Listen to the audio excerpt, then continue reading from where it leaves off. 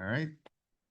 Hey, council, we'll call to order regular council meeting for Monday, July 20th, 2026 at 6:30 in the W.C. O'Neill Council Chambers. The recording of attendance, I'll note that all councilors are in attendance. I'll also recognize that we are on the unceded traditional territory of the Beskotomagati people.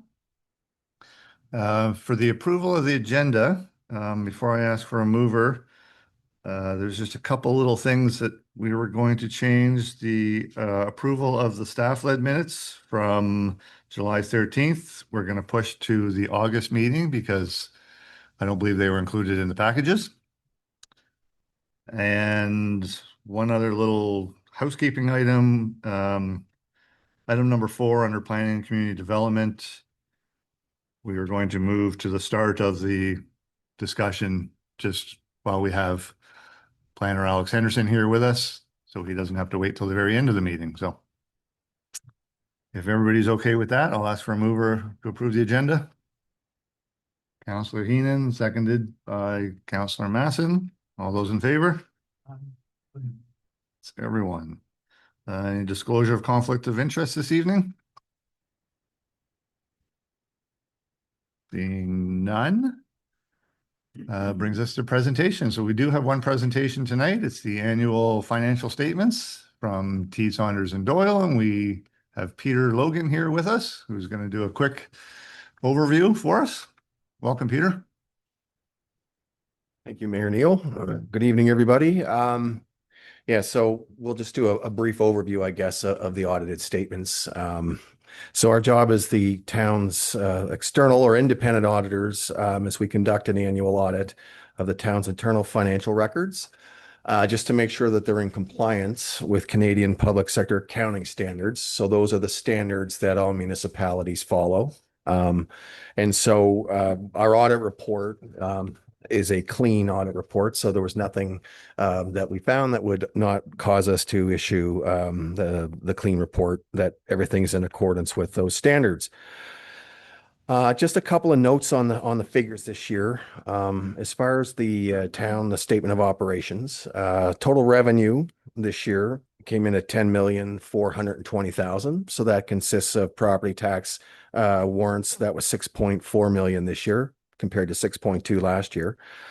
Overall, with the revenue at 10,420,000, it's lower than last year. It was 11,035,000, but that's because the capital grants were a bit lower this year. And that's going to fluctuate year over year, just depending on what projects are undertaken. As far as expenditures go, total expenditures, operating expenditures this year were $8,846,000. Which gives the town a surplus this year of $1,573,000. So that would be the public sector surplus. So that takes into account these these capital grants that I was speaking of, which they come into revenue or income. We have to show them as income in the year that you receive it. But the related expenses are going to be over the next 20 or 30 years, depending on what those grants were brought in for. So there is a sort of a timing difference between when we recognize the revenue and those related expenses. We still look at what we call your funding surpluses. So that would be basically on a cash basis. So for this year, the general operating fund had a surplus of $66,060, and the water and sewer operating fund had a surplus of $17,798. Some other things, capital assets, there was about $4.5 million worth of capital. So that's going to be things, equipment was a big part of that this year, as well as your streets and infrastructure. Roads and streets, there was about $1,048,000 spent on roads and streets. And then vehicles, the big one would have been, there was a snow plow and a fire truck. It was about $1.5 million. So that was a large capital asset addition this year. We also look at the what we call your debt service ratio. So what that is a percentage of the town's total expenditures under your operating funds that goes towards your debt servicing. So that would be your interest expense plus principal repayments. So in the general operating fund, that came in this year at 4.19% in your general operating fund. Sort of the higher end of that within your general operating, if you were pushing 20%, that would be when the province, that would be considered to be a high rate. So at 4.19, the town is well underneath kind of that cap. And in the water and sewer fund, it was at 21.7%. However, the cap for the water and sewer utility is 50%. So again, that town is well underneath those caps. The other part too of the audit we look at too is just the town's internal controls. So what we do is we sort of interview Chris and staff. And then as we are doing our audit, we make sure that what we're told, how things get approved, how things work, we're witnessing it or seeing it. So we didn't find any what we would call material misstatements. So that means that the records are in good shape. So we didn't have to issue any what we call a management sort of management letter point. So we don't have any of those this year for the town. So it was overall a very clean audit, which is good for council because what you're seeing during the year is accurate. So that's it for my presentation. If anybody has any questions, comments? Any questions for Mr. Logan, council? We had an opportunity to go over this earlier, so. Yeah. If Great. not, then thank you very much. Thank you. Okay, so that takes us to the approval of minutes for the previous meetings. Then we just have the one, it's the minutes of the 26/07/06 regular council meeting of Monday, July 6, 2026. And the motion reads that the minutes of the 26/07/06 regular council meeting on Monday, July 6, 2026 at 6:03 p.m. be adopted as presented. Can I have a mover for that, please? Councillor or Deputy Mayor, a seconder, Councillor Heenan. All those in favor? Is everyone? Are there any communications this evening? Nothing? Staff reports? Nothing again. So we'll take us into the introduction, consideration, and passing of bylaws. First up is the finance and administration. Your worship, you're going to jump ahead for Oh, my apologies. yeah, I page just said we were going to 135. do that. But we're going to jump ahead to planning and community development, item number 4. It's page 135, and I will pass it over to the deputy mayor. Planning and community development. Oh, so sorry, there we go. Thank you, Mayor Neal. So this is reference number PCD 260711. And the subject is Community Engagement Committee Terms of Reference. The background is as follows. Council and staff, including planners from Service New Brunswick, SNBSC, have been working on updating the municipal plan and zoning bylaws. Both documents sit at draft 3 and are available on our website or through Town Hall for review. A concern of the public has been the amount of engagement in drafting the documents. Planners proposed a community engagement committee to coordinate sessions for public engagement, consolidate feedback, and present a report to council on key suggestions for the documents, such as a proposed vision statement and community objectives. A draft terms of reference for the committee was initially provided to council in April. The process of finalizing the committee's terms of reference and subsequent appointment of members was put on hold due to this by-election process and limited powers of the outgoing council. Planners have provided a new draft with cross-reference edits only. Staff recommend council discuss the terms of reference and 1, request any changes to be submitted to the planners to update the document, or 2, if the document is acceptable, to approve the reference, the terms of reference, and discuss filling the seats for the committee at an upcoming regular council meeting. And the action, the first motion is that the Council of the Town of St. Andrews approve the terms of reference and establish a community engagement committee. And I so move. Thank you, Deputy Mayor Harlan. Do we have a seconder? Councillor Heenan. Thank you. All right, council.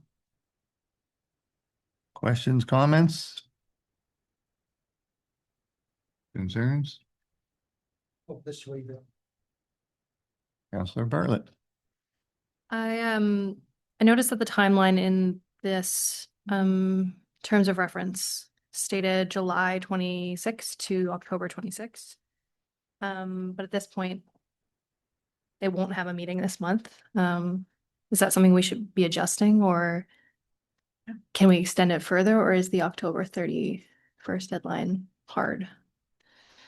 No, again, to the CAO, we can extend that deadline to whatever we feel like, so. Might make a recommendation of February. Yeah, I guess we're thinking, because it is, it's the kind of the key document to begin the zoning bylaw to review it. And so February is probably let's give 6 months to get everything together and do the engagement and have them the ability to present a report. Okay. Deputy Mayor Harlan? Thank you. So Alex, I have a clarification that I just want to make. So back in March, we, as a council at that time, approved the draft in first reading. But having approved the draft does not, or does the approving the draft hinder our ability to make any changes? So we're able to do this engagement process, receive the feedback from the process, and then as a council determine what changes we want to make to the draft. Nothing is hindered in that process? Through Mr. Mayor? Yep. Yeah, so yeah, certainly you can make substantial amendments, and that's what we would expect if this process is going to, reconsider a new vision, new objectives, to make sure they're harmonious with the community's feeling. And then maybe it's a modification what's there. It may not be throwing out the whole thing. But if you're going to redo the objectives that kind of the plan was built on, yeah, I'd expect there would be substantial amendments.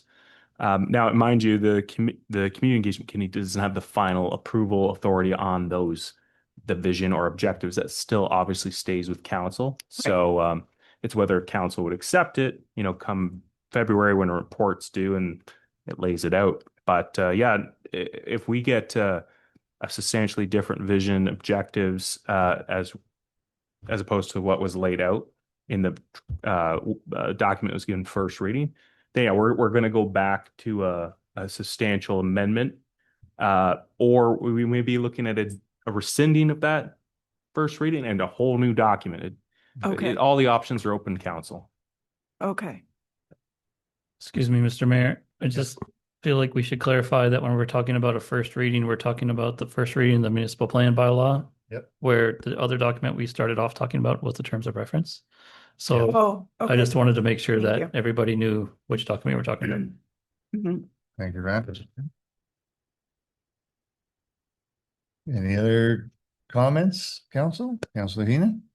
Yes, your worship. Just a quick question.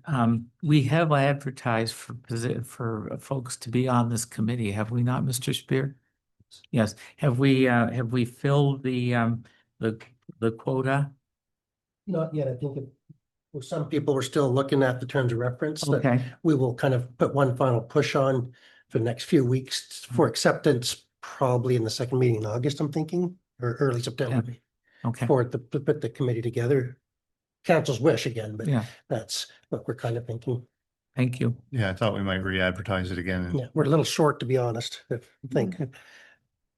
Yep. Okay, Thank Deputy Mayor? So just to summarize the terms of reference for the committee. My understanding, having read the document, is that the committee would operate as a committee of council. They would have opportunities to have discussions as a committee and create opportunities for community engagement. So what that might look like could be a variety of things. The committee will make that decision in terms of how they're going to go about and engage the community. Could be large sessions, it could be small sessions, whatever. One of the things is in in the terms of reference, it says specifically to ensure that they get a good cross representation. So that's going to be one of the tasks of the committee, is to ensure that it's a mix of rural, urban, you know, a good cross mix of the town. Okay. The one recommendation I would ask to be considered is I think it's really important that the committee be independent. However, I also think, having worked on a number of committees, I think there needs to be a constant from staff. And so I would recommend that under 5.2, which is the membership, that it would be the CAO or designate be part of the committee as ex officio. So they don't have voting capacity. They're there to create consistency, answer questions, that kind of thing. That would be my recommendation for an amendment. Through you, Mr. Mayor. That kind of concept is, I think, somewhat embedded in here, but I think what you're saying is take it to the next level of making it official. Yes. And that I have no objection to that. So how I envision planning staff be involved is essentially observers. And what we will do, we'll provide a report to council at the same time, looking at, what's proposed from this committee. So you can see, here's what the community engagement committee is saying. Here's what your professional planning staff are saying. And then council will make a decision what you end up making your bylaw contain. So having someone there as a resource to the committee, every meeting, absolutely is part of this. But yeah, you can take it to the next step when you say the CAO is going to be an ex officio member, and that provides that extra level of assurance that they're going to be there. And we would expect that planning staff would be at every meeting too. We would be invited to participate as observers, just so we can get the same insights as well. Because it's hard to get it all from just the written report. It's good to be there in the flesh. So, but I also think that it's really critical in terms of being a source, a reference source, right, to answer questions, etc. Having been on the Heritage Committee, Planner Sandra Gopin was part of that committee, and CAO Chris Spear was part of that committee consistently. And from my experience, that was really helpful in terms of keeping us. We didn't get stalled because we could have access to information quite quickly to continue the process and move us forward. So I found that very valuable. Councillor Weir, first, please. Thank you, Your Worship. As most of you know, I am very concerned about this process. Councillor Harlan brought up a very key word to me. Maybe it's because of my profession, but it has to be independent, and there can be no undue influence by anybody that's not independent up to the process, even though we're all have conflict of interest because we're part of it. But I feel we have to get it right this time. We obviously, or I shouldn't say obviously, but it's obvious to me we didn't get it right the first time. And I think we have to make sure that the terms of reference of the committee are such that it is independent, it is representative. 7 people's not a lot of people to get out on a consistent basis to every meeting. Not everybody has the same attitude towards attendance I do. And we've got to get this right. We've got to give recognition to the fact that we are not a homogeneous population, not a homogeneous area. that may be a dream in the future. I don't think the dream will ever become reality. Part of the municipality is rural and part of it is urban, and that's just simply a fact of life. So I think development of the mandate is critical. I think the population of the municipality is somewhat taken back with the first reading of the municipal plan. Whether rescinding it would make them feel any better, I have no idea. I'm just thinking out loud. So, my thoughts on it has to be independent. It has to be, we have to get it right this time. Thank you. Right. Thank you, Councilor Weir. And to that point, again, I mean, it was just a draft. The fact that it went through first reading, again, didn't mean that we thought it was perfect and ready to go. I think everybody agreed that it needed some work.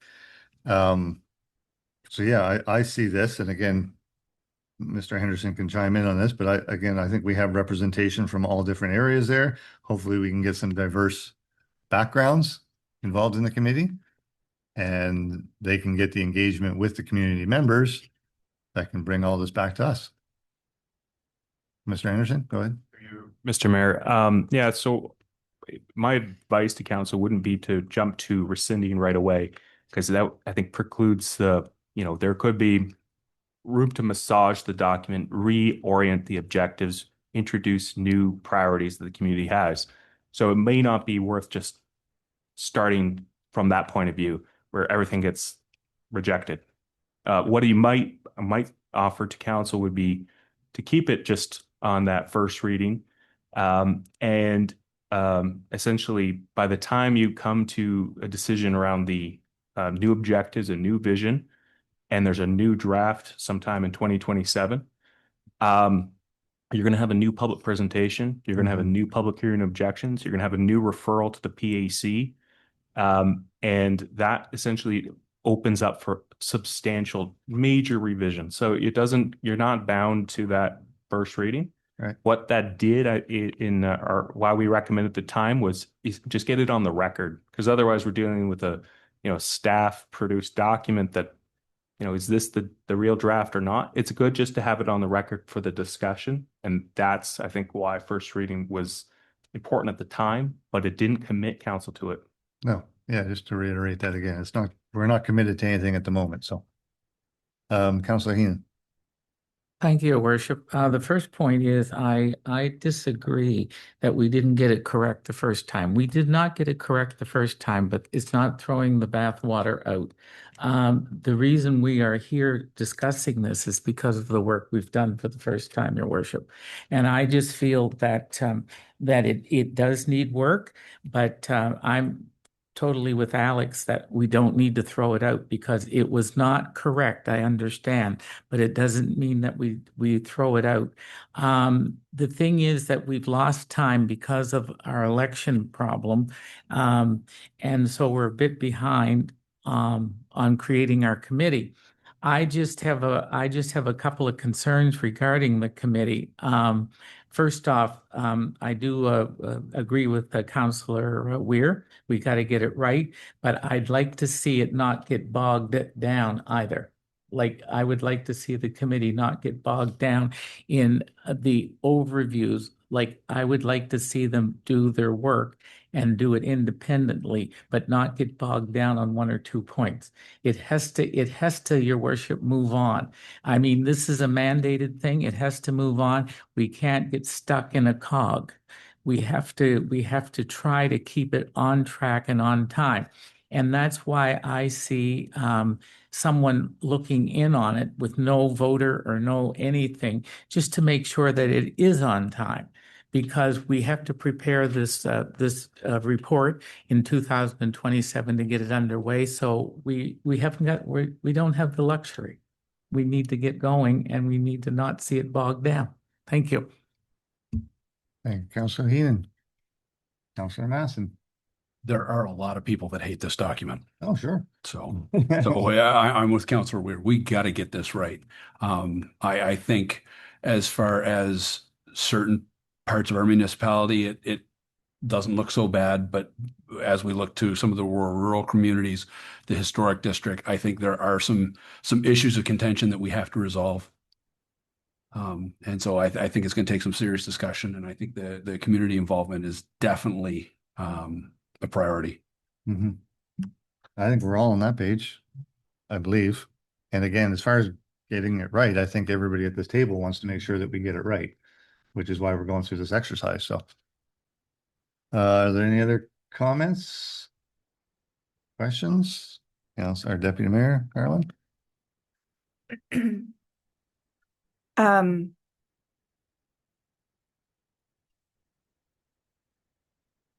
we may not have, I'm hesitating with the words, we didn't get it right. I want to acknowledge that the planners did a phenomenal amount of work in preparing a document that I think has merit. And I don't disagree with my colleague, Councillor Masson, in saying that there are a number of people who have been very vocal about not having some struggles with this.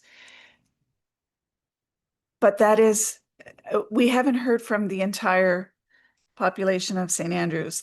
Is a very silent majority that we don't know where they stand in terms of this document.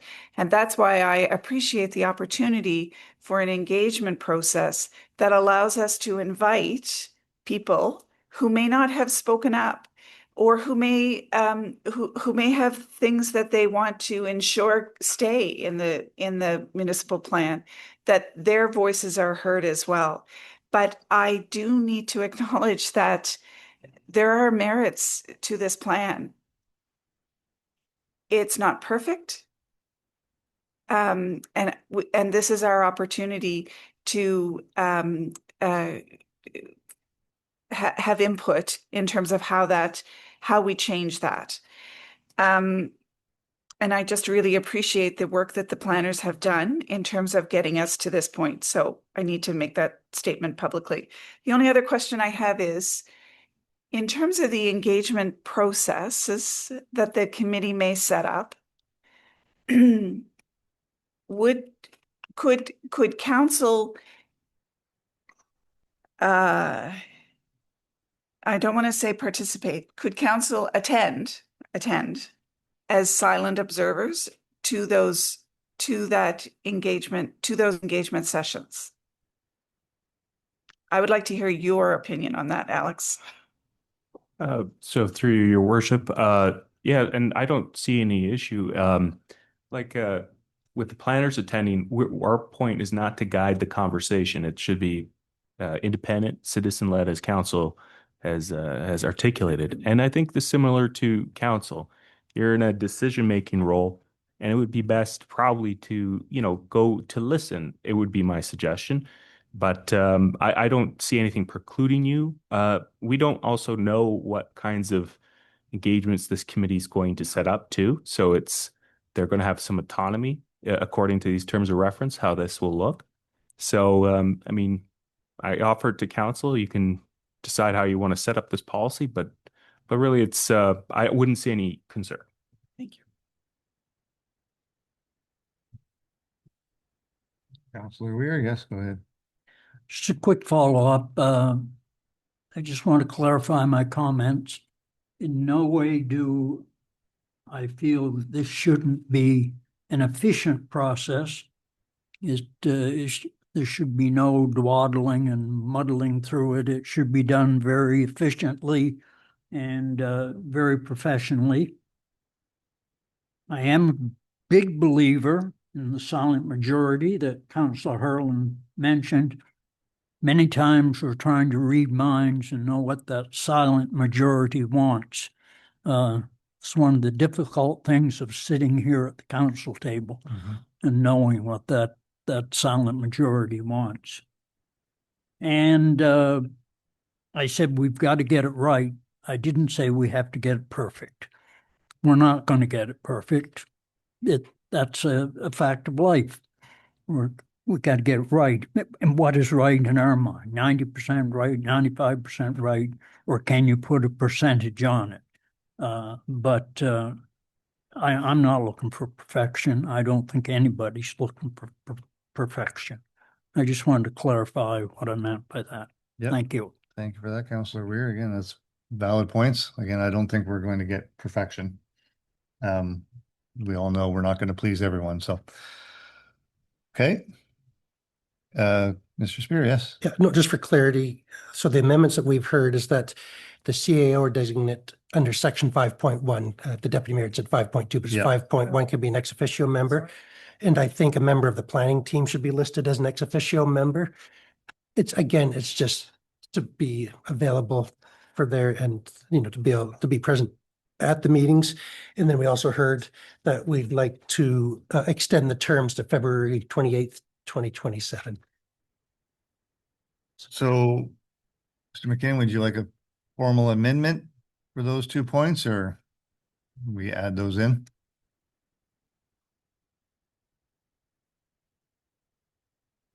If he takes that long, we better have a formal motion. Yeah, I was thinking. Figure out a way to not. So, would you like me to offer you something? Yes. Think is where we were headed with that. The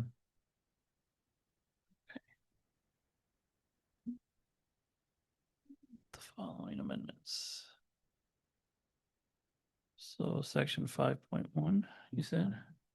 Sorry, the 5.1, that the CAO or designate and a member In this section? and the plan, be added as ex officio members of the CEC. Use the same terminology, planning director, or does this then? Planning director. And Xander. yeah. Yeah. Okay, or designate. And that the terms of reference be extended to February 28th, 2027.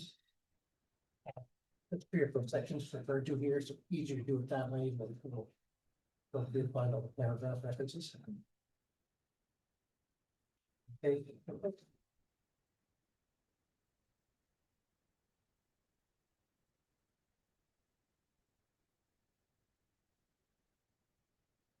Okay, so we have the motion to approve, so we would need a motion to amend the terms of reference with the following points.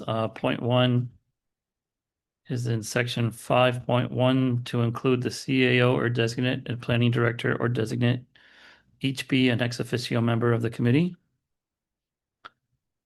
And amendment 2 is that the terms of reference be extended to February 28th, 2027. Okay, we have a mover for that amendment, please. Councillor Bartlett, a seconder. Deputy Mayor Harland. Any discussion on the amendment? If not, we'll call the question. All those in favor of the amendment, please say aye. Any opposed? That is everyone. Okay, so I will go back to the original motion then. All those in favor? Say aye. Anyone opposed? Seeing none? Okay, so that is unanimous. Okay, thank you very much, Mr. Henderson.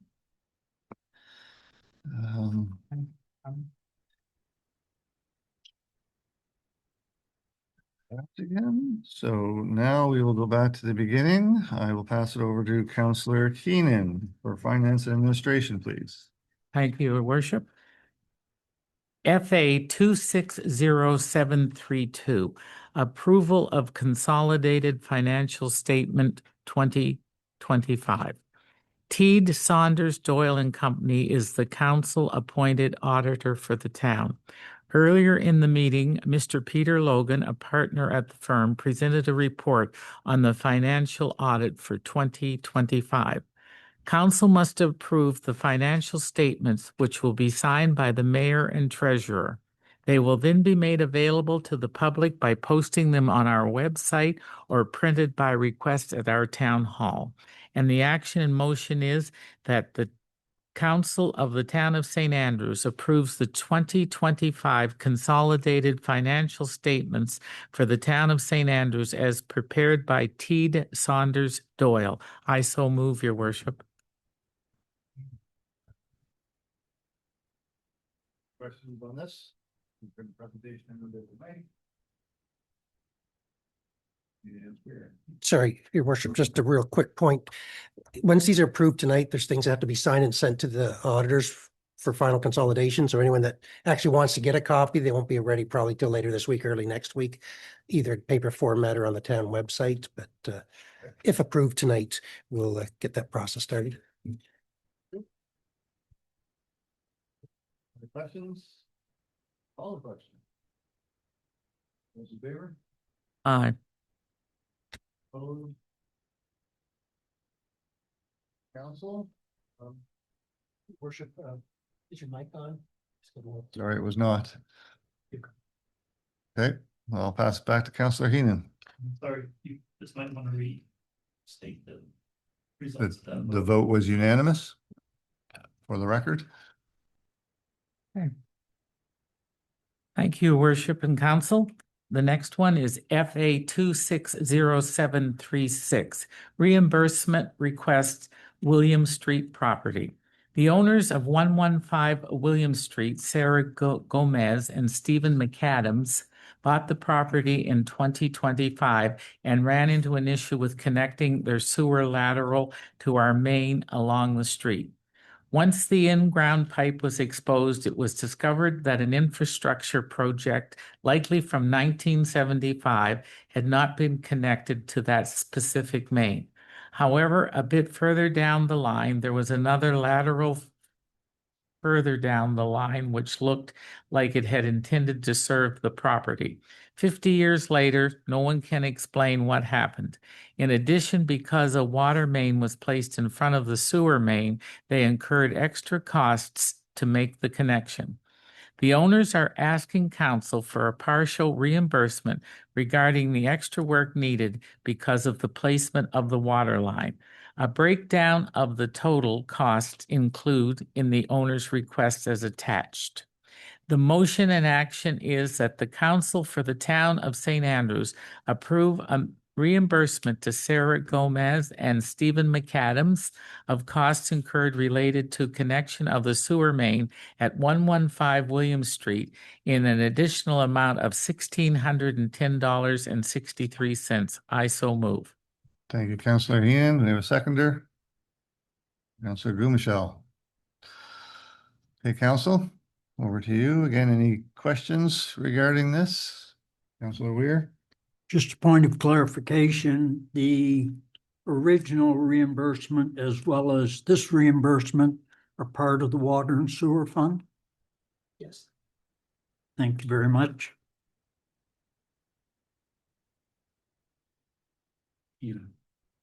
Sorry, Councillor Heenan. We did have other, we granted other things in this project, didn't we? Like the streets paved, correct now? So We did cover the repaving of it, yeah, and that Yes. was removed, I believe, from the. there were a rest of it. few accommodations made already for this property. Am I correct, Mr. Spear? Yes. Yes, thank you very much for clarification. Yes. Any other questions? Again, it's kind of an unfortunate 50-year mistake that we just happened to come across. The choice of working with old infrastructure. I wish I could say it's going to be our last one, but Yeah. Okay, if there's no other comments, I'll call the question. All those in favor of this motion, please say aye. Aye, Your Worship. Anyone opposed? That is everyone. All right, back to you, Councillor Heenan. Thank you, Your Worship. FA 260737, Recycling Depot Financial Request. Council supported Mr. Dominique Belanger in the development of a cardboard recycling depot at 126 Reed Avenue. One of the requirements from the operation was an upgrade of the electrical system to three-phase. After some delays in 2025, the depot has been in operating for a few months now in 2026. Mr. Belanger is asking council to reimburse the cost of the three-phase installation, which was part of his initial proposal to council in 2024. Invoice 1401 is $3,220.69. This was a bill from INBI Power. Invoice 1534, $675.24. In both, they total $3,997.22. The motion, Your Worship, is that the Council of the Town of St. Andrews reimburse Dominique Belanger for the installation of three-phase electrical for the cardboard recycling depot located at 126 Reed Avenue in the amount of $3,997.22. I so move. Thank you, Councillor Heenan. We have a seconder for this motion. Councillor Masson. Hey, Council, again, any questions on this? If I remember correctly, again, in 2024, Mr. Berlinger came and presented to council. Again, I think we Informally, with it never informally supported this. Yeah, we Yes. did. It was just due to having to go to PAC and other things. It took a lot There was longer no than we all formal thought. motion. But at the time, we thought of taking it out of the economic development budget to help them to whatever level council seemed appropriate. Yeah, and this is a service that they are providing through the BIA, correct? And again, the only other note I'll make is that he did come in under a bit from his original estimate in 2024, but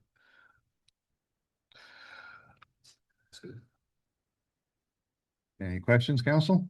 Comments? Deputy Mayor Harland?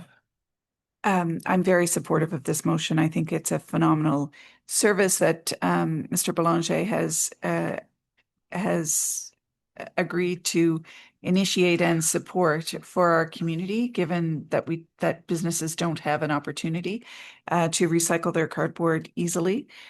So I just think this is a win-win for our town, and I feel that we should be able to provide this financial support. I think it's definitely a valuable service that they're providing, yes. Yeah, 100%. I totally agree.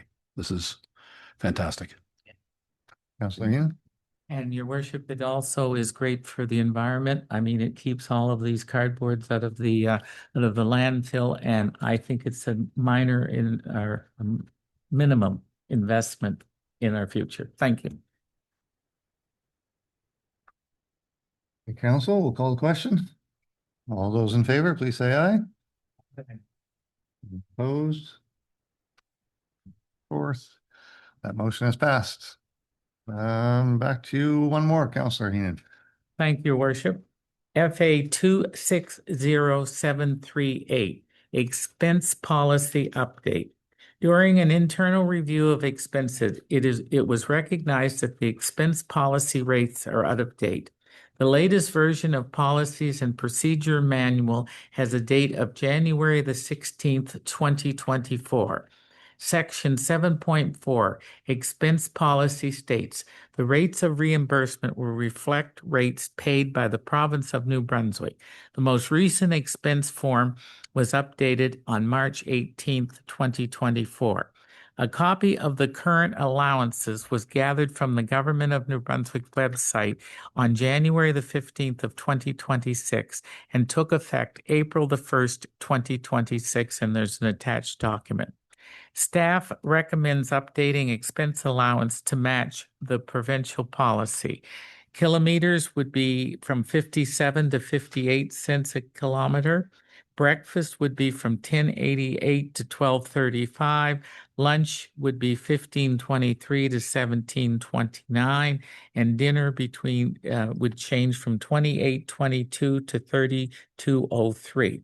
The motion is that the Council for the Town of St. Andrews updates section 7.4 of the Policy and Procedure Manual to reflect the following expense allowance and show them as effective from July the 20th of 2026. Kilometer is 58 cents a kilometer, breakfast 12.35, lunch 17.29, and dinner 32.03. I so move this, Your Worship. Thank you, Councillor Heenan. A seconder, please. Councillor Gumichel.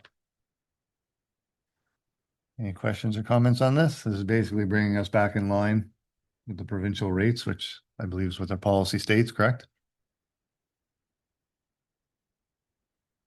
If there's no comments, we'll call the question. All those in favor, please say aye. Anyone opposed? That's unanimous again. Thank you, Councillor Heenan. Takes us to Public Works and Public Safety, and I'm going to pass it over to Councillor Masson. Thank you, Your Worship. First item is reference number PWPS 260721. Application for noise exemption, 41 Cedar Lane. The town has received a noise exemption application for the property located at 41 Cedar Lane for a wedding reception. The request was received through a professional event planner. The exemption request is to allow for public address sound from 7 p.m. to 9 p.m. or 1900 hours to 2100 hours, and a live band and dance from 9 p.m. to 1 a.m. or 2100 hours and 0100 hours. The applicant has noted the use of standard audio equipment, speakers, microphones, and musical instruments used for ceremonial and entertainment purposes. At council's request, the event planner has confirmed the property owners had conversations with all abutting neighbors and received positive feedback without concern. He also confirmed the layout of the event's activities and that the sound from the speakers would be traveling east to west as pictured in the following pages. A motion to approve the noise exemption with restrictions similar to those applied to previous requests is recommended below. Council may add or remove conditions when making the motion or by moving to amend the motion. The motion is that the Council of Town of St. Andrews approves the noise exemption request under bylaw 06-04, a bylaw concerning the regulating of noise in the town of St. Andrews by Howard Hodgson at 41 Cedar Lane for Saturday, September 12th, 2026 from 5 p.m. to 1 a.m. with the following terms and conditions. First, music must be played at a reduced volume between 11 and 1 a.m. No contests or activities would necessitate cheering or occur after 11 p.m. No use of strobe lighting effects. That all colored and or motion lights and sound equipment be contained within closed interior of the event tent. That the town send a letter to adjacent residents reminding them of the noise bylaw extension for exemption for September 12th, 2026 to be sent a week of August 31st, 2026. And I so move.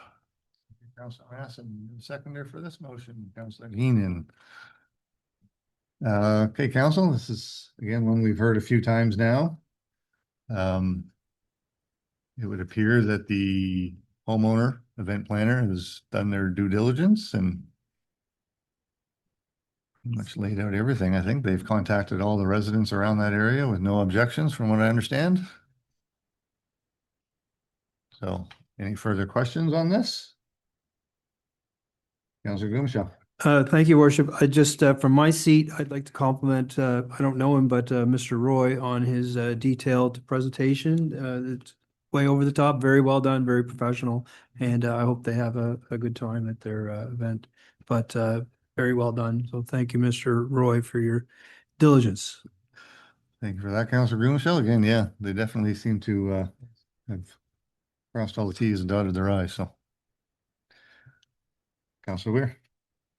Yes, I echo Councillor Gumichel's comments, and that it appears as though they've been very cognizant of the citizens that surround them. And it is an important event in the life of some people. I remember mine 54 years ago. So it is something as a town we should support. Thank you. Thank you for that. Okay, council, we'll call the question. All those in favor? Aye. Anyone opposed? Seeing none, that motion is passed. Back to you, Councillor Masson. This is reference number PWPS 260722. Water rates confirmation 2025-2026. Schedule B of bylaw number 19-07, a bylaw relating to the water systems, water rates, wastewater system, and wastewater rates for the town of St. Andrews, provides a breakdown of rates for users. The current schedule is out of date. The staff recommend updating the schedule.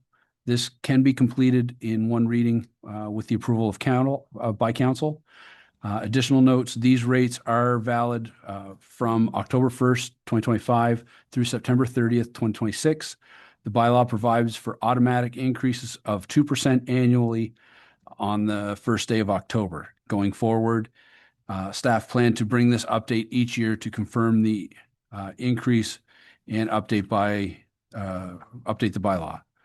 Motion one, that council of the town of St. Andrews approve the amendment to Schedule B of bylaw number 19-07, a bylaw relating to water systems, water rates, wastewater system, and wastewater rates for the town of St. Andrews, to those provided in the document entitled Water and Wastewater Rates, October 1st, 2025 through September 30th, 2026.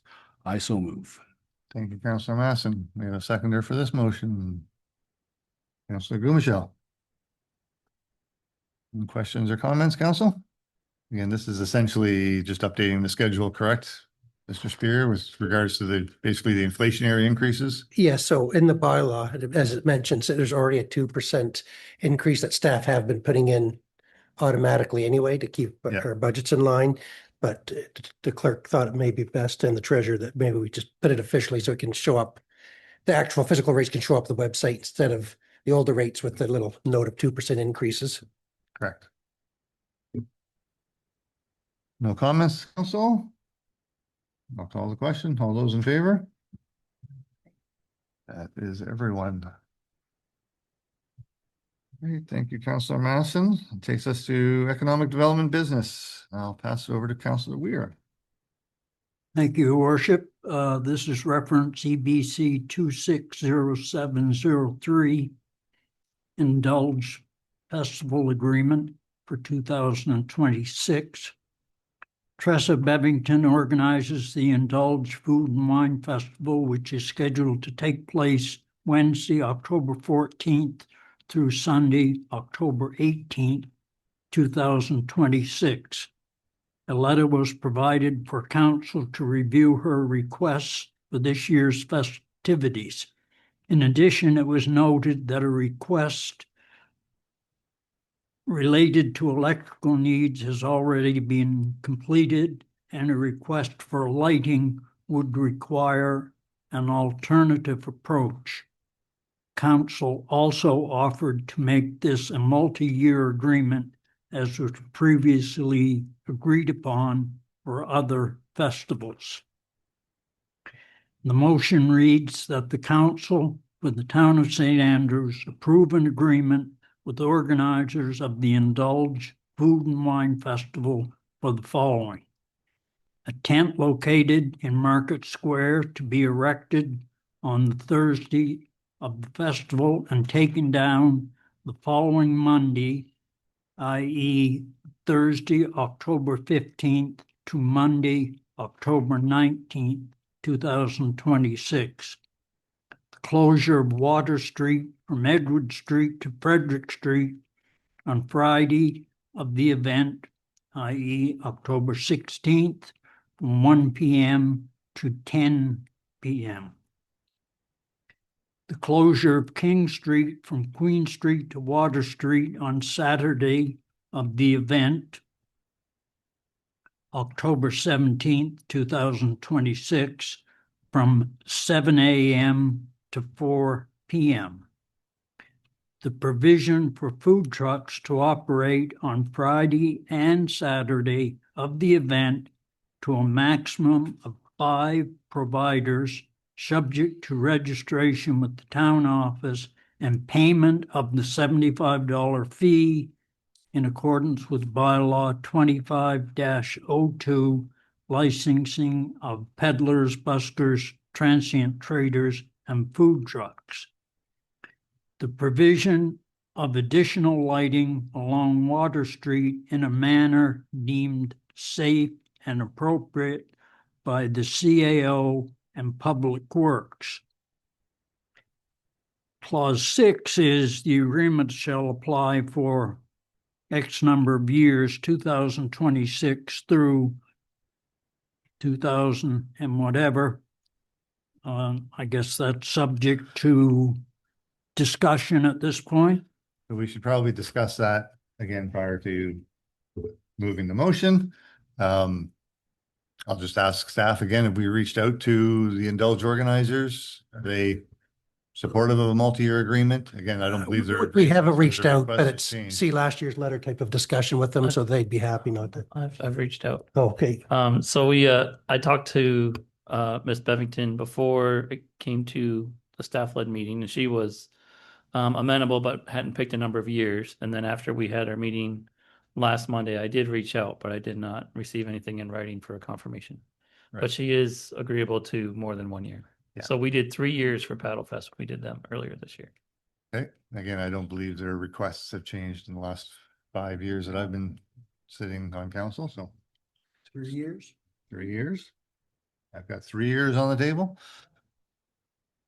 So this agreement shall apply for 3 years, 2026 through 2028. I so move. 6, 7, 8. 6, 7, 8. 26, 27, 28. Simple math. Thank you, Councillor Weir. Do we have a seconder?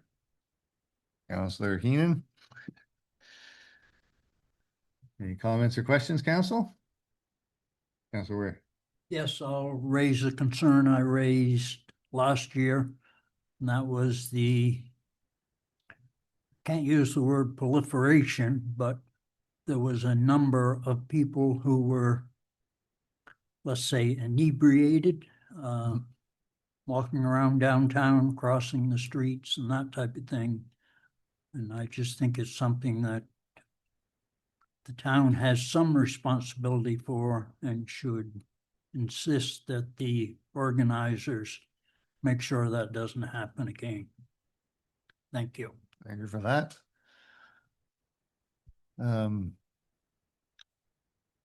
Any indication on event security or anything along those lines? Again, I believe they typically have an outside security. they have some security because one of the issues is, not issues, but the reality is the drinks are supposed to stay inside Yeah, the premises. It's, it's not an open street yeah, festival. it's not And licensed. so they'll usually ask people to pour stuff. And I think there's usually a police RCMP member just to provide backup. We'll talk to her how to do that because each location has their own vendors. Right. So they've seen how they can try to track because people, if you've attended, it's fairly in and out quick. So Yeah, the they don't venues get a aren't good, big. they don't get a sense of how much people might have celebrated before they hit there, but certainly we'll talk to the event organizer just to try to figure out a path forward so that doesn't happen for a lot of reasons. Maybe there's even a communication piece or something it'd be done with the ticket purchase or Yeah. along those lines. Okay. Any other questions, council? Seeing none, I will call the question. All of those in favor, please say aye. Anyone opposed? No, that is unanimous. Thank you. Councillor Weir. One more there, please.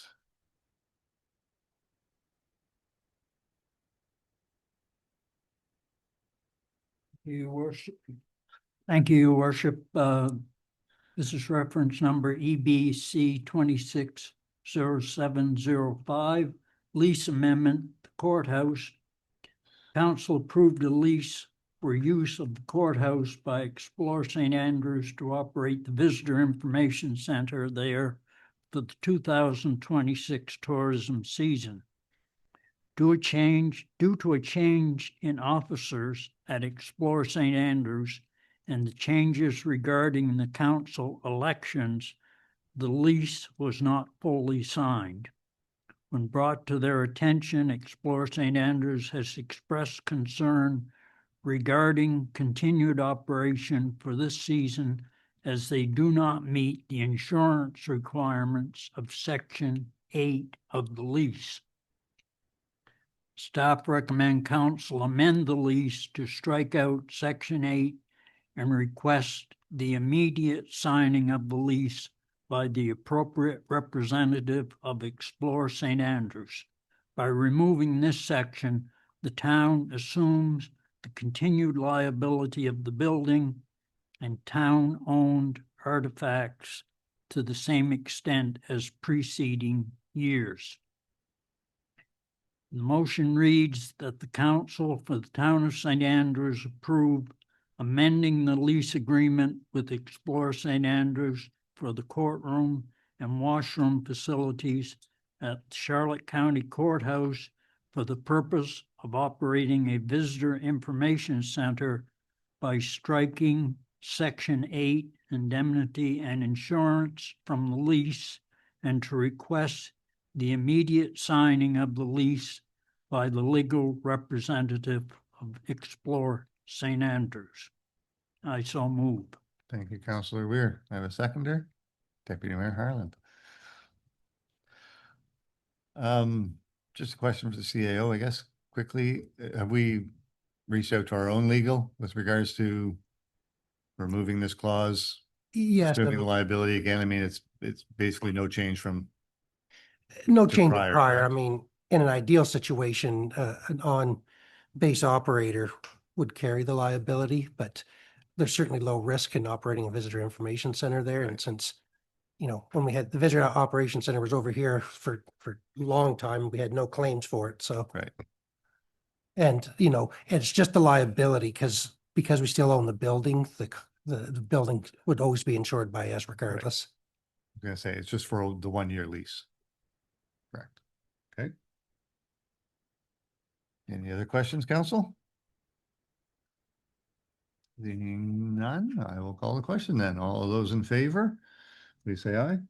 Aye. That is everyone. Thank you, Councillor Weir.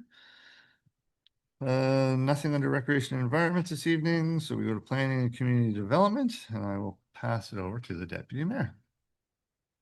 Thank you, Mayor Neal.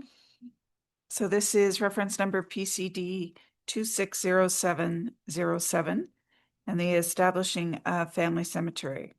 The background is the planning department received an application for a family cemetery at PID 01234574. Planners confirmed the current zoning allows for it, and the Cemetery Companies Act allows for a family cemetery with ministerial approval.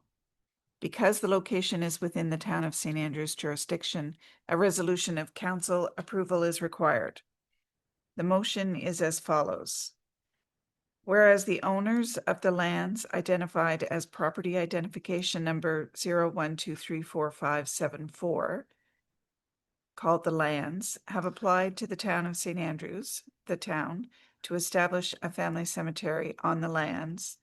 And whereas the requirements related to requests to establish, alter, or extend a cemetery pursuant to the Cemetery Companies Act requires the written approval from the council of the local government. And whereas the town supports the respectful, lawful, and safe internment of human remains and the preservation of burial grounds. And whereas council is satisfied that the subject to the terms and conditions set out in this resolution and any development or operating permits issued by the town or other authorities having jurisdiction, the establishment of a family cemetery on the land is appropriate, on the lands is appropriate.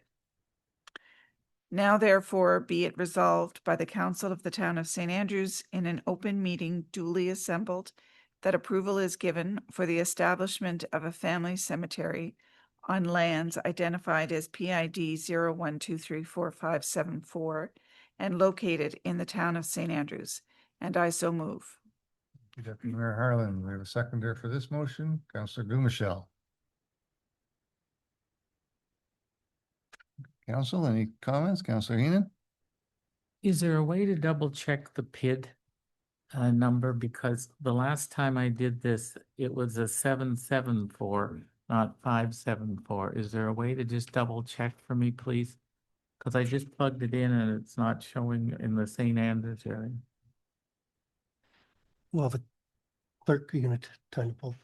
Yeah, the clerk's gonna do it real quick, Yeah. but maybe just because maybe if your worship, if I can just make out a couple of other points while we're waiting there, that it's only a 6-plot cemetery. So for anyone in the neighborhood thinking it might be something like the St. Andrews Rural Cemetery, it's not burned, anything like that. It's a large acreage, so it should be fairly well hidden from the road, really with minimal neighbors. And the town's kind of the last step that they've had to go through, I think, the Department of Health to get approval. That it's gone through other steps, and this is just making sure council's okay with the approval. And once that's decided, once we've done it, then they'll be able to get their permit to be able to continue with that.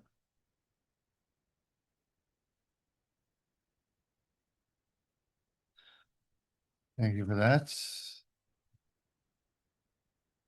Mr. McCann, have you been able to verify that PID? Yep, it's the same parcel shown in the package that you have. Okay. This is the correct number. It is, yes. Yeah, thank you very much. Okay. Any other comments or questions? Councillor Gumichel. Thank you, worship. This is a well-known St. Andrews family. I think there's only 5 people in the family, so I don't know why they have 6 plots, but I hope nobody ends up there too soon. Thank you, worship. Thank you for that. All right, if there's no other questions, I will call the question. All those in favor of the motion, please say aye. Aye. That is everyone. Okay, back to you, Deputy Mayor.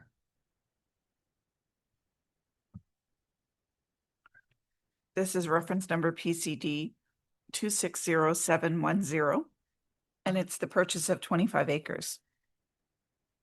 The background is as follows. Mr. Henry Hansen has offered to sell 2 parcels of land in the Rose Lane area. Parcel identifiers 1325505 and 1325919. Council has no immediate plans for it, but with less land available for public purposes, it is deemed a wise investment for land banking. The previous council has appraised the land and deemed the negotiated price of $849,000 as acceptable. Staff now needs a motion to proceed with the purchase and sale agreement.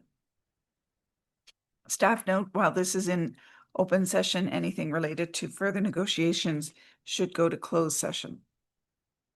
The motion is as follows: that the Council for the Town of St. Andrews agree to purchase PIDs 01325919 and 01325505 from Henry Hansen in the amount of $849,000 plus applicable taxes and fees upon successful completion of a sale and purchase agreement, and I so move. Thank you, Deputy Mayor Harlan. We have a seconder, Councillor Gumichel. Questions or comments, council? Councillor Weir? I have a comment, but I guess I have to make a motion if I want to comment, so. With respect to a closed session, Oh. Depending on the nature of your Depending on the comment. nature of the comment, yeah. Okay, it's financial in nature, of course. fair enough. So I guess if that's a request, someone should make a motion to table it till later in the meeting after the closed session, maybe instead of. I thought it was the last item. Yeah, what falls into the last, we'll still have to come out into open if we're going to proceed with the sale. It's up to council. I mean, we could excuse everybody, but the meeting group here, but if we just want to table it till later in the meeting, we can finish the other business at hand and then address this at the end. Okay, I move to table. okay. I'll second. We'll So do we move, are we moving to table or are we moving we're just moving, Move the item to close. yeah, we're just gonna move the item to closed and then we'll come back out and Just reopen technical the discussion on it. We table it, it's, Right, but I understood that, I guess I understood. I just want to make sure. I'll go with the clerk. It's his game. Usually, because it's at this point in the agenda, I thought you had to table it to later because it's being addressed now. Well, if. How do you so suspend the it's- motion, I it's up guess? to you. I mean, if you table it, then you have to put it back on the table and start over with a new motion. Because you're basically you're gonna end this motion by tabling it. So how do you suspend it? Can we postpone it? You just move it to closed. I think that's what we want to do. We just want to Yeah. move it to closed session. So We have a mover and a seconder. Yeah. We're gonna go to closed session Okay. for Discussion. discussion under section 68 Yep. pertaining to 68(1)(8). financial, Yep, and then come back out and we'll vote on the motion. correct. okay, We'd have to excuse HCO too, Yeah. instead of going through all We'll that. do it at the end of the meeting. Thank you for the offer, though. Mhm. Okay, So did we have a mover and seconder on that? Harlan and- Counselor we Harlan, did, yes. Or Deputy Mayor? Deputy Mayor and Councillor Gumashell. I mean, for the closed, Want to go to closed? correct. I'll move that. Okay, And I second. okay. And a Okay. vote, yep, And to vote, your worship. and a vote, yep. And the vote. So all those in favor of moving that to closed session? Okay. Great. One, last one there, please, Deputy Mayor Harlan.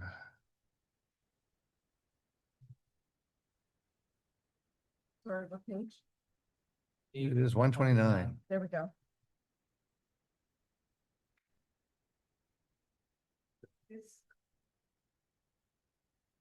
This is reference PCD 260710.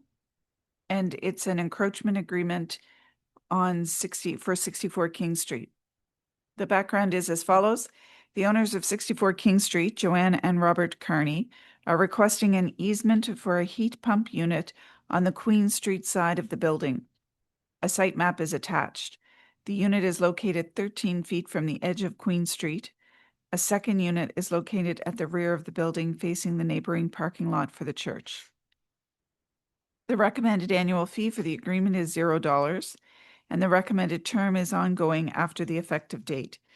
These same terms have been used for encroachments in the past, such as an accessibility ramp. The asset manager has reviewed the request and determined the unit will not interfere with any future municipal infrastructure projects.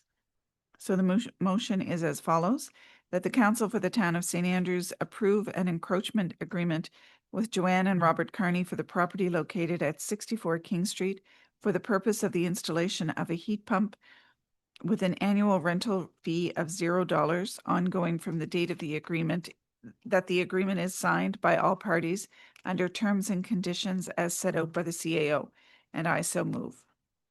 Deputy Mayor, have a seconder for this motion? Councillor Bartlett? Questions or comments? Again, the asset manager has been over and looked at it. It's not in the way of anything, correct? Physically attached to their building, so Yeah. even if it wasn't there, you wouldn't be getting that close to the Right, property it's line. About 4 feet off the side of the building. Yeah. Okay, Councillor Masson. Wouldn't they need that before they install the heat pump? I don't know how I guess the process works. I don't have a heat pump, so. I believe, again, that there might have been a bit of an oversight there between them and the planners, so. Want clarification. Councillor Heenan. Did they have a building permit to install the heat pumps? That's what I want to know because everybody has to. It wouldn't be a building permit, correct? It would be a, It'd be a development permit, I think, Development which is kind of permit. similar because it's. Because any contractor in the town of St. Andrews will not put one in. So the developer. So I think I'm gonna have to say it's probably not because they wouldn't Mhm. issue it without this being resolved. I think that was the oversight again. Yeah. You look at the property, it's a bit of a weird property line. I'll give it that. Councillor Weir? Yes, again, it's similar to Councillor Heenan's question. My concern is that we're setting a precedent that someone goes out and does an alteration to the building and then after the fact looks for an encroachment agreement that could be subject to abuse in the future. I'm ambivalent as to whether it's granted or not. It's honest errors happen, and I just don't want to, or I want to ensure we don't start setting a precedent that will encourage people to do this type of thing to get an encroachment that may otherwise be turned down. Thank you. Okay. Councilor Grimshaw? Thank you, Worship. Just a question. I'm curious, is 64 King Street in the historic business district or not? I'm not quite sure where it ends. I'll have to look it up really quick, to be honest. I Well- think we've had this discussion. I don't think it is, I don't but believe we'll it have to is. have a quick. Oh, So it's not in the historic business I district. don't think so, but again, Because- Scott can double check that. I'll remind everyone, if it is, we had asked the planners for extra oversight when it came to development in the historic business district. This is something that we'll hear back from residents. What's with that? What happened there? In different places, like with our experience with Devonio, where we didn't have any say at the end. We had asked the planner specifically for development in the historic business district, whether it was a doghouse or whatever it was, to come to council. So that was the last council's kind of marching orders with regard to that. I am Worship, a though, can I big, answer that just quickly? Just as a reminder, though, that was part of the zoning bylaw Right. that hasn't been discussed. Well, hasn't been discussed. I guess it's been discussed, but hasn't been brought to council for any type of rating. Right. But we'll just say that that's a recommendation that's being followed through if this version or a future version of the zoning bylaw contains that clause. Right. But it's not in place at the moment. thank you. Just continuing with regard to the encroachment, I know, I see the asset manager said it wouldn't wouldn't interfere with the future municipal projects, but what if we decide to put a sidewalk there at some time? Would we be able to set terms and conditions that they would have to move it at that time? I don't think it's in the way. I think No, he's already it's- determined that It's 13 feet in, a sidewalk's only if the 4 or 5 sidewalk went feet. there, there's plenty of space. But as part of the encroachment for most of these things, we usually do say that this one, it probably won't affect whatsoever, but once in a while, somebody will want to put a fence on one of our more closer where we have infrastructure underneath. And the agreement always says in the event we need to access our stuff, you're responsible for replacing the cost. Yeah. Okay, and then Heat- a final observation would just be, I see they have a second heat pump in the back. And it'd be my preference that they move that heat pump off of Queen Street, where you would be walking essentially if the road was full, to the back of the house. Not something, they're valued business members of the community and they're busy. But maybe we could ask them at some point over the winter or before the winter, I guess, is the heat pump, to move that heat pump off of Queen Street and install it at the back beside the other one. I would think that wouldn't be a big job to do. Thank you, Worship. Okay. I'm not sure. Well, I guess there's a couple of things. First of all, I can't answer that because with the heat pumps, because compensation hoses and everything, I just have no idea if by moving it that far, if you're going to Yeah, create depending some on problems with the heat pump. what room it's actually, Well, the Certain thoughts space. are because there's 2 heat pumps. I mean, it's an older building that probably has separate, partitions. So heat pumps work best the more wider. So I can't say how easily that is. If it's just moving electrical, it might be really easy. I don't know.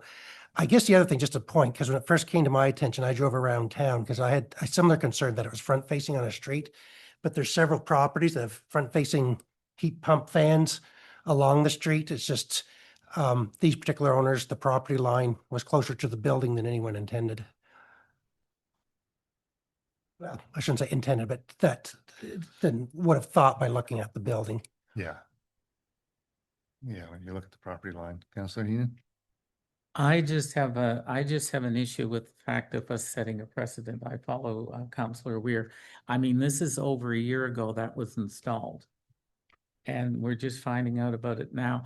I believe it's everyone's due diligence to check about where you're allowed and not allowed. And as I say, without the permit, if the permit had been issued, then it would have been found. And I just, as I say, this just opens up for me. Other people say, well, they did it there, we'll just put a heat pump out. And all of a sudden, they're going to be out on all the sidewalks. I have a problem with not someone checking into something before they do it. That's just all I can say. Thanks. The only comment I'll add to that again is I think it was, I mean, they approached us because they realized there was an oversight. Basically, if they hadn't brought it to us, nobody would ever know. In my opinion, it's so far out of the way. Unless the planners did catch up to them eventually. Again, I think it was an honest mistake when they came and presented it to us, so. Councilor Weir? I can comment on the distance, not definitively. But when I put my heat pump in, I put a very large one in, put two heads on it in different parts of the house. So the two pipes go quite a distance to get to my bedroom. And all that's required is a hole to run the wire through, the electrical wire, if they can run the two chemical pipes, whatever it is, Freon or whatever, not Freon, but whatever. And I don't know what the limitations are on that, but I know you can take them quite a distance. Mine would be in excess of 20 feet. So Yeah, we have no way of knowing whether they can move it or not at the moment. Again, I'm guessing whichever company installed it, put it in the most efficient position, I'm assuming, but. Well, normally, again, Councillor Weirs would have been a split Right. duct, which is a little bit different mechanism, but someone who has an I house, they always seem to put the inside portion and the outside fan unit next to, on the opposite side of the walls, just maybe because it's easy, I'm not sure, but I'm an electrician or a ventilation specialist, so I really don't know. Maybe no effect or could have a huge effect. I have no idea. Deputy Mayor, did you have comments? Thank you, Mayor Neal. So with respect to the issue of precedent, I think that we have to be careful. We as a council still get to make an independent decision on every issue that comes forward. So there are circumstances with each request or concern that comes to our table, and we have to take all of those issues into account. So the fact that they didn't have the proper permission, it doesn't mean it gives license to everyone to go out and do the same thing. I think we have to take each situation on its merits. I think the fact that they realized they made an oversight, that there was an oversight on their part, and they came to us, I think for me, that is an indication that they came in good faith, and if they had determined that they needed a permit, they would have, I'm sure they would have gotten it. I don't think that should preclude us from approving this request. Thank you. Thank you for that. Again, just looking at the diagram, it's 4 feet off the house with 13 feet to the side of the road, so Mayor Neal. there is a significant space there. Councilor Bartlett? I just want to say I agree with Deputy Mayor Harland. Thank you. Councilor Gumashall? Sorry to circle back. I guess the reason I asked whether the building was in the historic business district is because aesthetics count. And the heat pump on Queen Street, that far from the building, just doesn't look great. And how things look is important in the historic business district. So if it's not in the historic business district, then I would withdraw some of my comments, but I think the easiest solution would be to move the heat pump to the other side of the building where the other one exists And if they can't do that, then they could come back to us and say, well, that's not possible, and then we'll consider it at that time. But how things look is very important in the historic business district, and I don't think it looks great. Thank you, Your Worship. Did we determine whether this is in the historic business district? Again, I'm pretty sure it stops at Europa, but That's what we're looking closer, but that's what we agree. It stops halfway up the block. And remember that building, it has come up before. That particular building is not listed on the it's not a heritage registry of building, heritage places. right? It doesn't mean it's not old, by the way. It just means the owners haven't, it hasn't registered, doesn't fall under a heritage bylaw. Right. And to your point, there's several others that are facing Queen Street already, correct? There's at least I two or can three. think- When I said several, it was throughout town, but I did a run a month ago and saw that there's more fans facing condensing units, I guess they're called, condensation And units. the other one that's on the back of the building is, for me, it's just as visible from Queen Street as this one. Since it's still wide open to the road. Is the one on the back of the building also encroaching? No, No? Yep.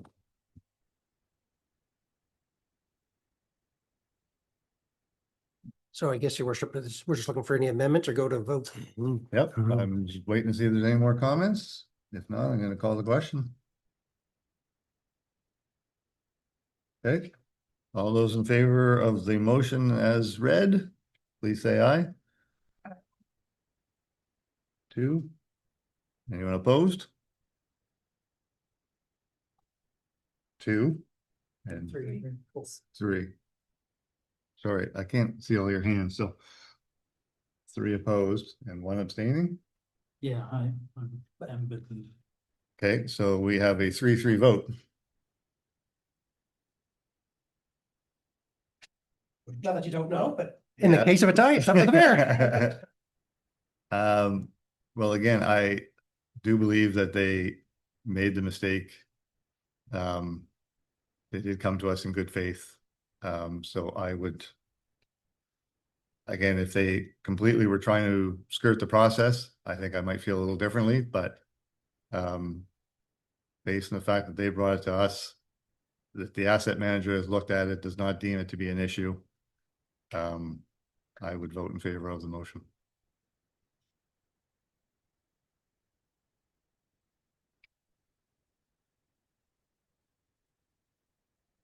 All right, thank you for that, council. first time. Yeah, Pretty early. pretty early. Pretty early to be breaking ties here. All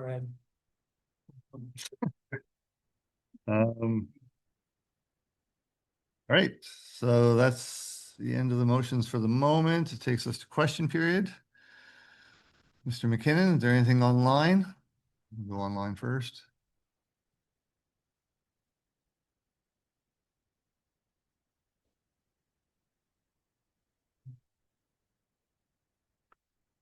If any of the attendees on Zoom would like to comment or ask a question related to items from the agenda, please raise your hand or add it in the chat so we can recognize you.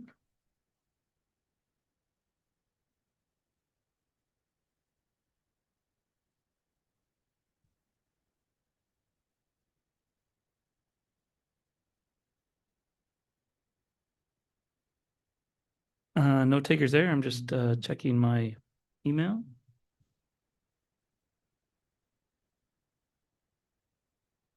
Nothing via email. Okay, any members of the gallery? Please come up and state your name. If you have any questions pertaining to tonight's agenda?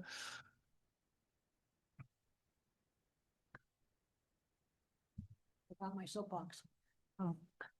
Lee Sokaski, I wish I could make more specific questions on the community engagement process, but I only learned when I arrived here tonight that there's a different draft of that that you have and the public does not. So I'm responding to the one that I knew of and from what I've heard from you here. If I may, Your Worship. Yes. We noted that the only differences were cross-reference numbers such as section 10 or section 9. We just corrected numbers like that. The content of the terms of reference are the exact same. Okay, Okay. but that was, so at any rate, I think it confirms that this council intends to pursue the existing draft municipal plan with potential amendments, but doesn't commit to responding to the input it receives. And this is consistent with what the last council said.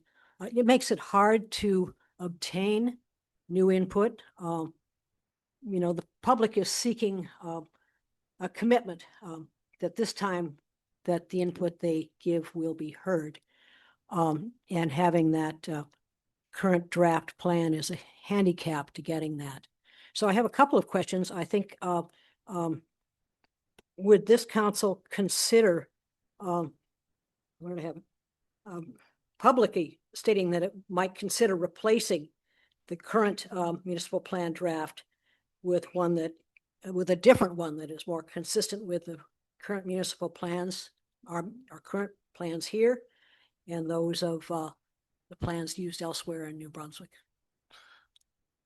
And I think I'll take a shot at that first again. Here is to publicly state that you would consider. So At some again, point. correct me if I'm wrong, council, but what I heard this evening was pretty much every member of council was in agreement that they want to hear from the public. They want the public input, and that this was simply a draft that is going to be wide open to, as the planner even mentioned, could be substantial changes. I don't think anybody here is saying that we are moving forward with the existing draft, being that it's just a draft. I would comment, though, that it is a legal obligation of this council now, as it is past first reading. You cannot consider other options until you deal with that one. I So- again disagree. I think Okay. the planner stated we can make as many changes, big or small. Okay, Um, it's the replacement that I think people may be looking for. It just makes it easier to get public input if they know that you're right. open to having a whole new plan, not just some amendments to the existing one. And again, I think that wasn't off the table either. Yeah, I think he did state that that was a possibility Okay. if the consensus from the community and we move that And I forward, think that that's something that you need to state. He's told you that. You need to, I think, if you could, at some point, send that back to the public that you are open to that. So that's just a question. I think, will the town provide a budget for this? Will it commit to providing some logistical support? None of this is in the terms of reference, but will be critical to the operation of any committee. The logistical support, again, was one of the reasons that we wanted the CAO to be an ex officio member. Again, as far as advertising, anything else? Well, under Booking rooms, 5.5, the term is compensation, but it's basically saying that reasonable expenses incurred in the performance of the CEC duties, such as facility rental cost or printing cost, may be approved by the Tennessee and Andrews CAO utilizing existing town resources. So, Right. for instance, if they want to hire whomever for $50,000 to engage, then that'll have to go through council and stuff, but as addendum, but again, it's all being put over to, or most of the costs will be incurred in 2025, or sorry, 2026, the current budget year, with the final report being due by the end of February. So Right. depending what the committee's got to tell them what they want before council can't commit till they know what the committee decides they want. So would it be logical for this committee to come up with a work plan and submit that with costs before, so that it has some confirmation that it's going in the right direction, so it doesn't, I could see the committee coming up with a work plan if they so chose and Yeah. present it to us. Yeah. Maybe there's some costs associated to it. If Yeah. it's minor stuff, like again, booking rooms or printing stuff, Mhm. again, the CAO can approve that. Yeah. If it was something major, then it would come before council. I just think having the assurance of that ahead of time will make it Yeah. easier for the committee and easier for it to get public input from a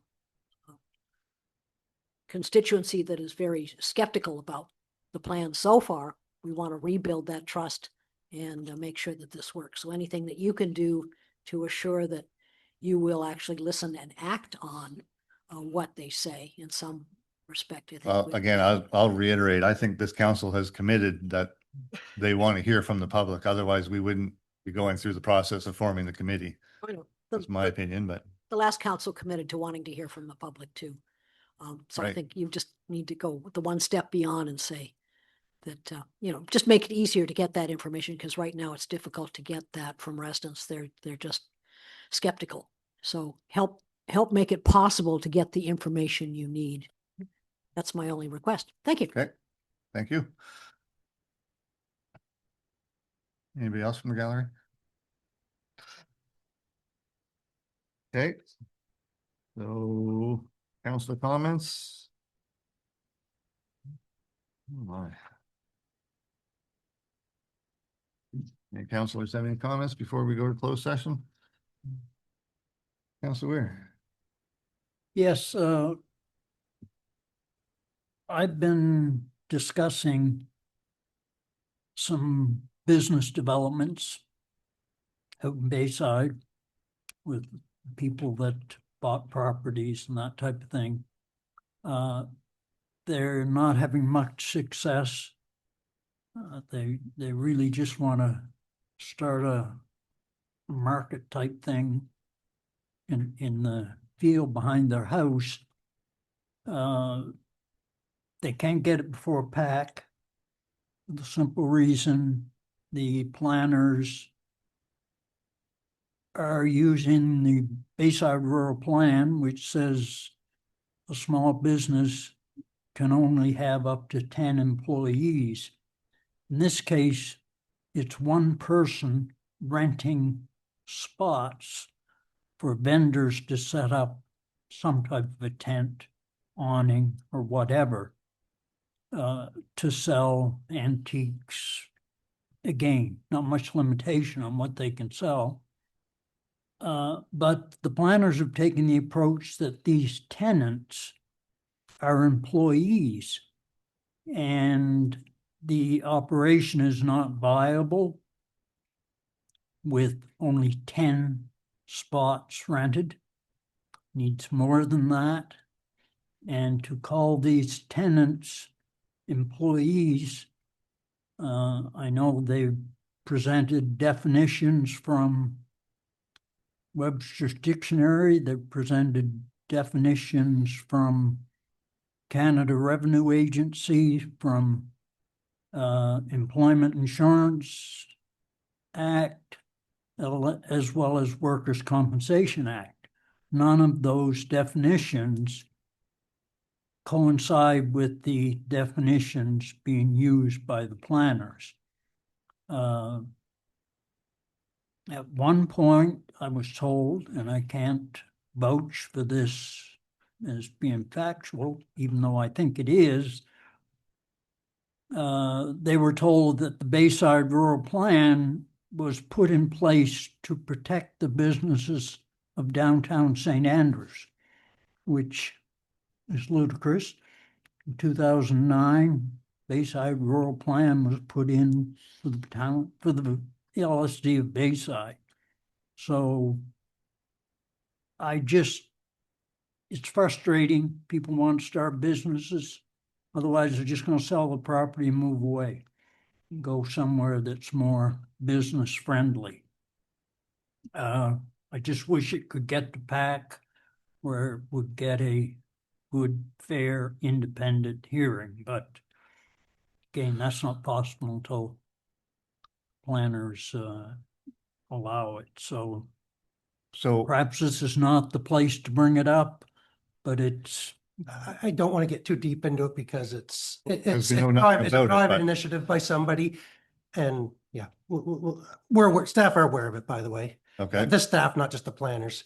So we've talked about it a bit. So so would it be worthwhile for this group to make a presentation to council, or? well, I mean, it's hard for us to comment on it if, well, you shouldn't comment on it at this no, point. well, I'm saying we know But nothing what about it. they have the ability to go to PAC regardless, because the planners can say, we don't recommend it, but go ahead. Like anyone can make any application, Right. no matter how ludicrous it is, and with the planners coming up with stuff. So my understanding is that the applicant or the property owner hasn't quite followed. They could get it terms and conditions for a year if the PAC thought it was a worthwhile venture, you know, to continue until the rezoning stuff, and that happens a fair amount. But it's, yeah, we were looking over some, our last correspondence, and we're under the impression that it's back in the applicant's hand. Maybe the clerk wants to elaborate any further if I've missed any points, but I think they could have gone to PAC. They've missed, unfortunately, the July meeting. Because- Okay. Our understanding is they are able to apply to PAC and it's in their hands to do so, yep. Okay. Thank you. Thank you, Councillor Weir. Any other councillors? Not deputy mayor's comments, anything? I don't, thank you. I don't have anything myself this evening, so at, what is that, 8:10 PM, I will look for a motion to go into closed session under section 68 bracket 3 of the Local Governance Act. If a meeting just goes closed section, type of matter, so we're going for financial and land acquisition, correct? So the motion is that at 8:11 PM, council moving to closed session for the Local Governance Act, section 68 bracket 1C, information that could cause financial loss or gain to a person or local government or could jeopardize negotiations leading to an agreement or contract. Can I have a mover? Councillor Heenan, a seconder? Councillor Weir? All those in favor of going to closed session? That is everyone. All right, we'll give CHCO a moment. Thanks. Thank you, Lee.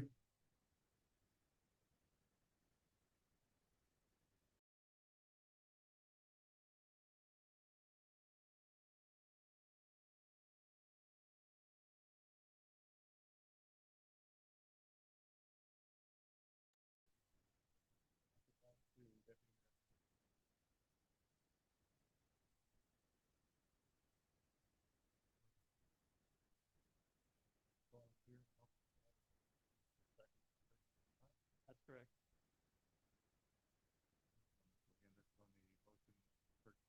Acres. We had a mover and seconder. Are there any other questions or comments, council? Your worship, did you want me, council's, sorry, the public somewhat aware of that?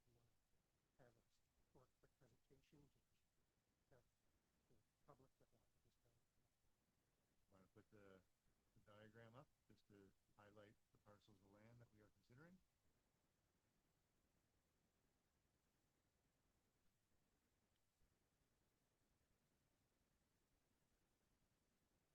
So maybe as a brief history, that the public is aware that we started negotiations several months ago with Mr. Hanson, primarily with the previous council, over lands between Rose Lane and Champlain Avenue, which the clerk will put up.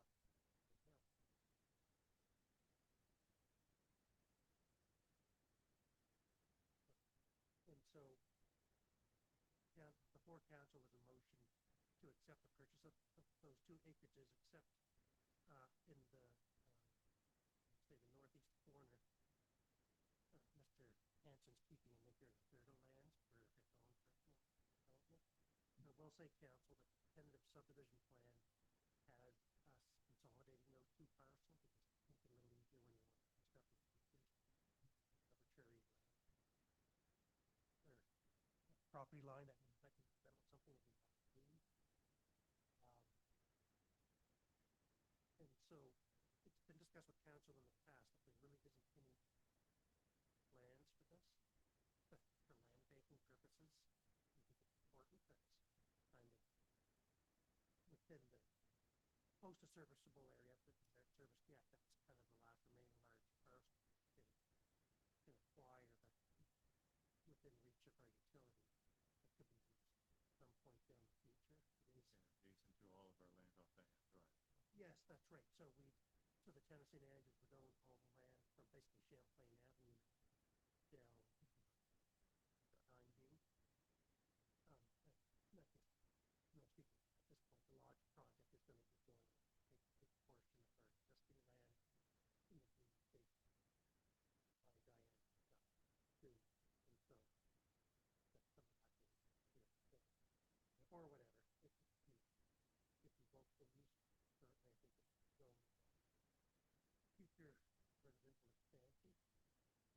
area is probably state residential under current zoning bylaw.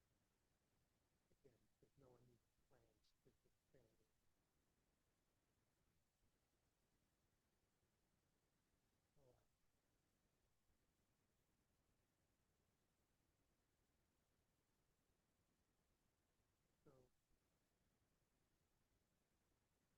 So Matt, can we superimpose this after? Do you want me to give you a few more minutes?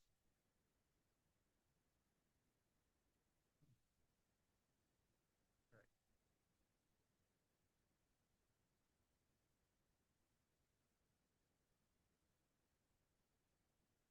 the recording?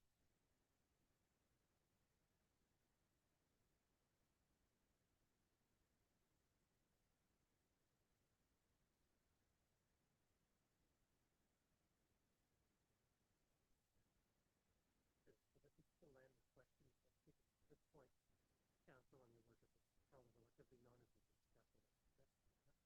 You know, where the faulty part is with the best thing. Well, maybe the 23 plus it. 25.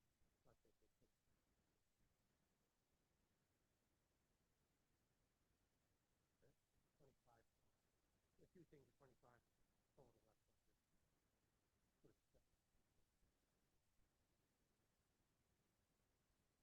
So,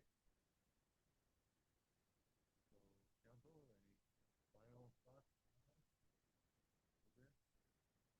If I'll make one final comment, my definition of a successful negotiation is that neither party gets what they want, but they can live with it.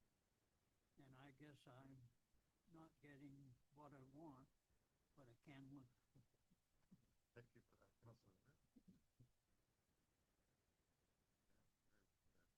Okay, council, I will call the question. All those in favor of the motion as read, saying aye, it is unanimous. Okay.